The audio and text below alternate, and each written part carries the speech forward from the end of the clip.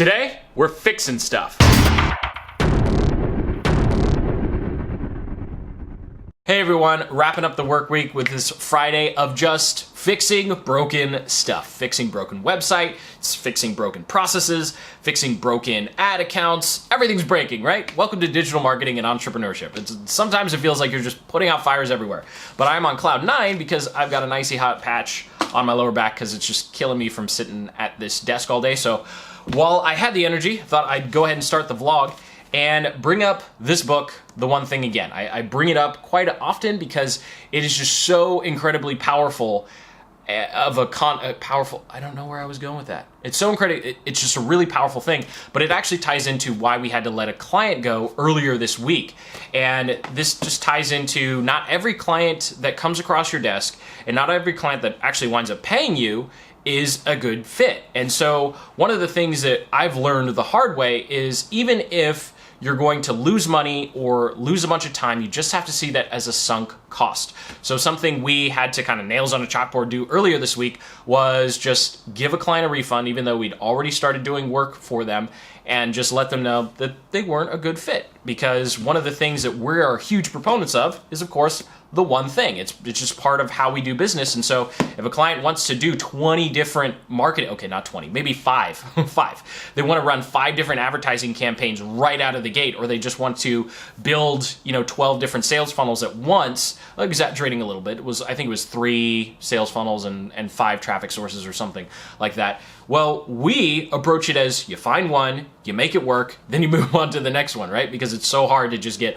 one piece of your marketing, system to work. And, they didn't want to do that, so we just gave them a refund and said, best of luck. And that's sometimes something that you have to do, even if you're small, and even if you're looking at that and going, I could have paid off a student loan if we had kept that client. But in the long run, it's definitely worth it, and you're not going to be pulling your hair out because you're working on a client that you're not acting in their best interest. So there's the client stuff out of the way. Now I need to talk about the other broken thing, which is our website. Now, the other thing that is breaking internally and externally is OptimizePress 2.0. Now, I want to start by apologizing if you purchase OptimizePress 2.0 as a result of watching any of my review videos or any of my tutorials. At the time of all of those recordings, I sincerely believed that OptimizePress was the best WordPress-based funnel building solution for new marketers and new entrepreneurs. I don't believe that to be the case anymore. And here's why. Essentially, OptimizePress 2.0 has had a ridiculous amount of bugs over the last couple of months, not only on our site, but other clients and just random people reaching out asking, hey, why is this not working anymore? And it's actually gotten to the point where OptimizePress has pretty much broken my entire site. Now, the problem, of course, is we can't really turn it off yet because we have to move all of our course files and membership sites over to something else. We're actually going to be moving to Thrive Apprentice. And while I'm a big fan of Thrive themes, the problem with Thrive themes is, or it's not a problem, but the shortcoming of Thrive themes, unlike what OptimizePress used to do, is it doesn't have any shopping cart. They don't really seem to be working on developing any sort of shopping cart integration, or shouldn't say integration, any shopping cart functionality, and they don't protect your membership content. Whereas OptimizePress, you could really pay $200 and then $50 to $100 a year and have everything, literally everything you needed to run a digital information product business. And so, number one, I just want to apologize if you're in the same boat that I am. It stinks. I'm very sorry. And then number two, let you know that I'm actively working on a better solution. So right now, I've decided to go with Thrive themes for building all of the pages and actually using something called Thrive Apprentice. That's a relatively new plugin of theirs for hosting and organizing the membership content. Of course, with the shortcomings, that means we still need to find a shopping cart software that's reasonably priced and a membership plugin that's also reasonably priced and has enough features. So right now I'm playing with ThriveCart, which is a $600 or $700 one-time fee that we paid, MemberPress, Ultimate Membership Pro, and then MemberMouse, which I really like MemberMouse, but it's pretty much a software as a service on your site. So if you stop paying for MemberMouse, all of a sudden all of your payments and all of your protection breaks. So it's kind of an issue. So today I have the arduous task of finding a membership site web developer to work with myself and some other people on the team while we migrate everything away from OptimizePress, and of course test multiple solutions so that for the next round of software reviews and recommendations, we can confidently say, this is what's working now, and we know because we've tested more than just one piece of software. And of course, the key in that sentence is now, right? One of the reasons that I consistently do software review videos, and every 2 to 3 months I do the same, I actually have pretty much do the exact same video, best sales funnel software, best landing page software. I recycle those videos at least once, if not twice a year, is because things change. Things like this happen. And so if you're in a situation where OptimizePress just isn't working or it's breaking, please comment below and let me know what's going on with it, because your comments are going to help us figure out how to best fix our site and fix your site, because we'll actively give you feedback on what to do. And then of course it will also help us make sure that the next time we recommend a software so strongly that it doesn't just flat out stop working. So I just wanted to share that with you. It's one of those things that's just so frustrating and annoying as an entrepreneur when you put all this hard work and energy into something and you go, okay, it's done. That's a big headache for the week, if not the month, because my site has been broken. I've actually had, I think we average about 1 or 2 people a week who fill out our contact form and saying, what the hell's wrong with your site? And I'm like, well, I'll tell you, it's OptimizePress. Okay, cut there. Started rambling way too much. Now it's time for me to go find a web developer.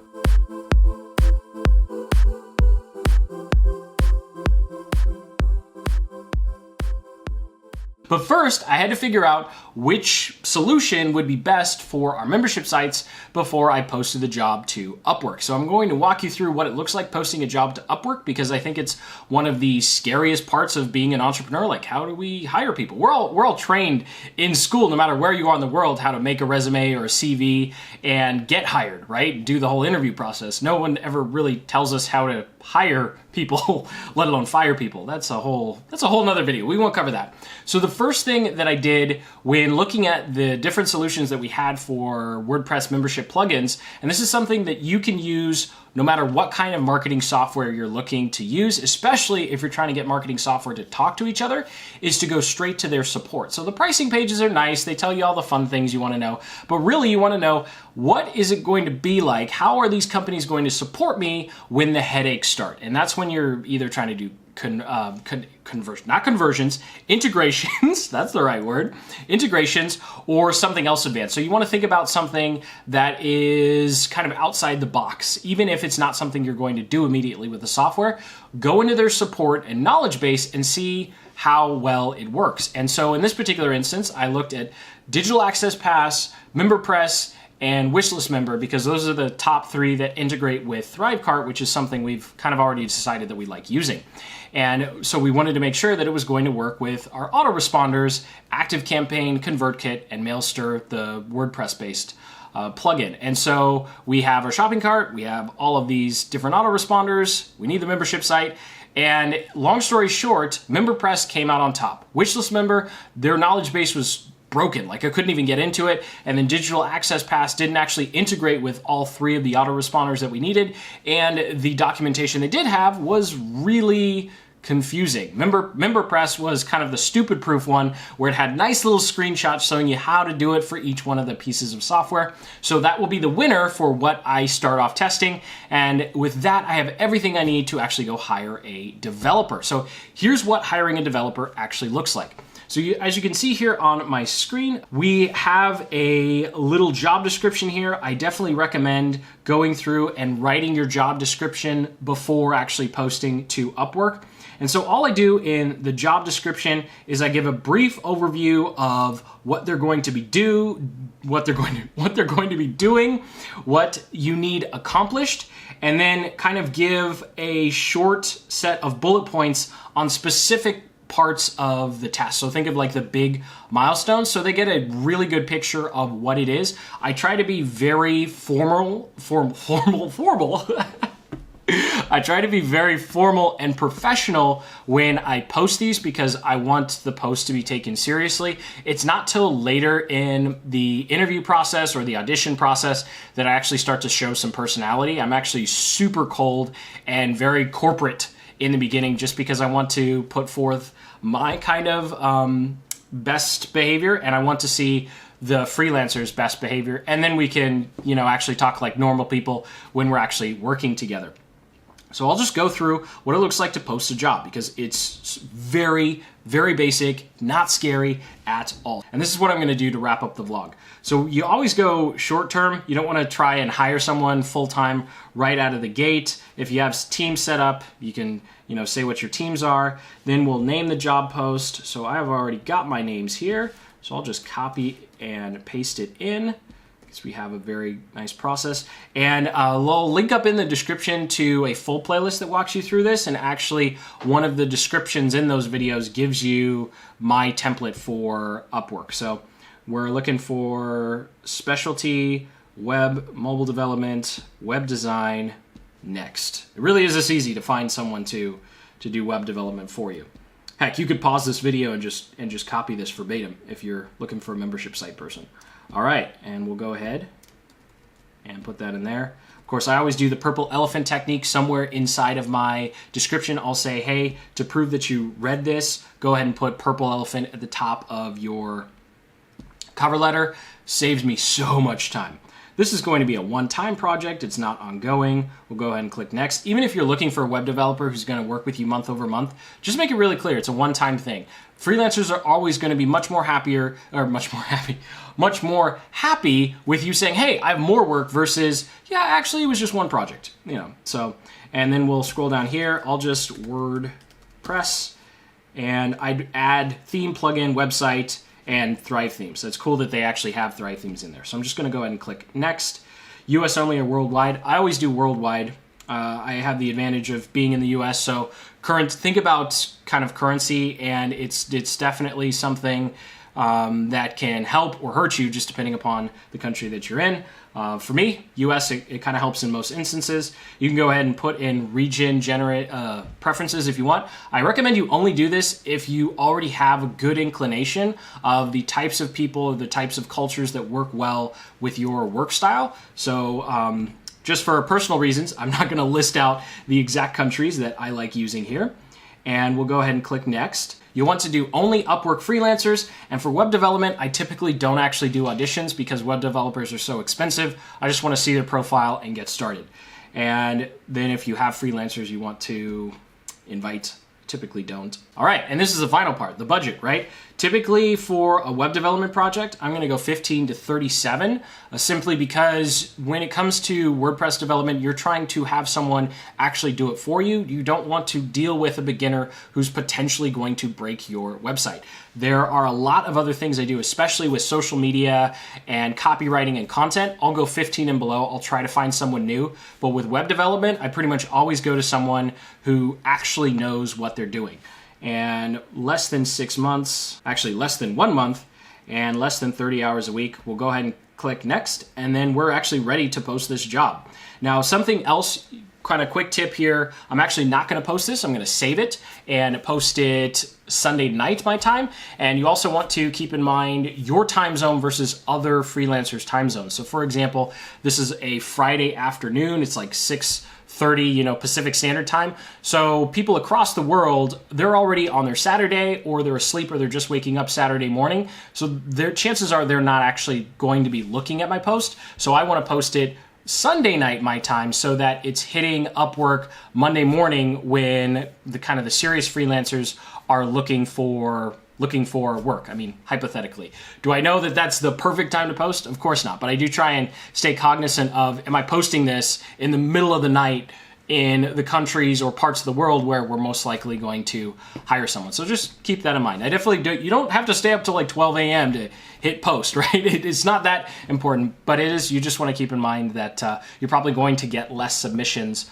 on the weekends. I know that's counterintuitive. You go, well, freelancers, aren't these people like side hustling or their own business? Like, nope. Even those people, crickets on the weekend. I can even see that on my YouTube analytics and past experiences posting to Upwork.